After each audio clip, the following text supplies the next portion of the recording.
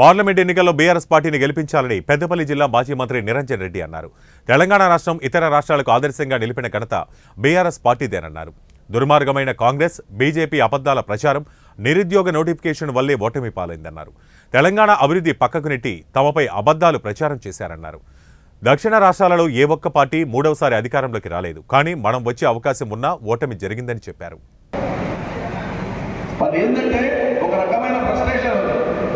అందుకే మీరు గమనించండి, ఫలితాలు వచ్చిన రోజు రాష్ట్ర వ్యాప్తంగా ఒకే రకమైనటువంటి పిచ్చి ప్రవర్తన వల్ల ఏకీ ప్రవర్తన.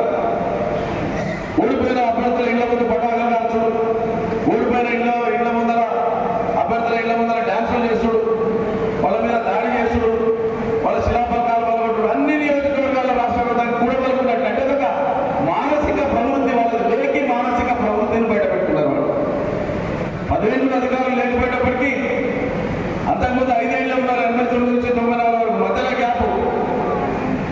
టీడీపీ వచ్చే టీఆర్ఎస్ వచ్చే కలిపి 25 ఏళ్ల పాలన ఉంటే 10 ఏళ్ళు మాత్రమే కాంగ్రెస్, 15 ఏళ్ళు మాత్రమే కాంగ్రెస్ పాలన, 40 ఏళ్ల కాలం.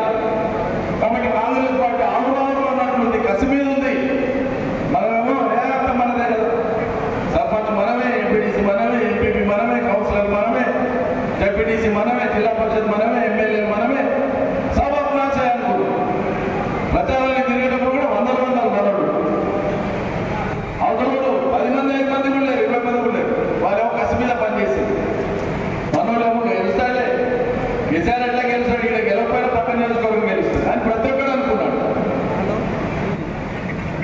ఇస్తే ఈ చేతిలో చేదాకుంటే మళ్ళీ ఈ చేదాకు, మళ్ళీ ఈ చేదాకు మనోడు ఇస్తాయి. కొంతమంది తీసుకున్నా అభివృద్ధి పైన ప్రభుత్వం వ్యవహారం పైన ఉంచి నాయకులు కార్యకర్తల విషయంలో మరి పార్టీ యొక్క నిర్మాణాన్ని పట్టించుకోవడం కావచ్చు, ఇవన్నీ కారణాలు ఉండవచ్చు.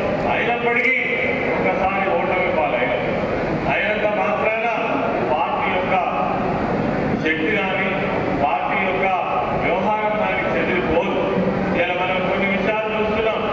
ఒకసారి చిన్న మరి ఈ ఎన్నికలలో మనకు ప్రతికూలమైనటువంటి మరి ఫలితం రాగానే అతలాకుతలమైనటువంటి పరిస్థితి కనబడుతూ ఉంటుంది. ఒకవేళ ఒక రాజకీయ అవగాహన లేనటువంటి వాళ్ళు, ముందు చూపు లేనటువంటి వాళ్ళు, ప్రభుత్వాల గురించి అంచనా కట్టనటువంటి వాళ్ళు ఎవరైనా అతలాకులమైతే మాత్రం మనం పెద్దగా పట్టించుకోవాల్సిన అవసరం లేదు.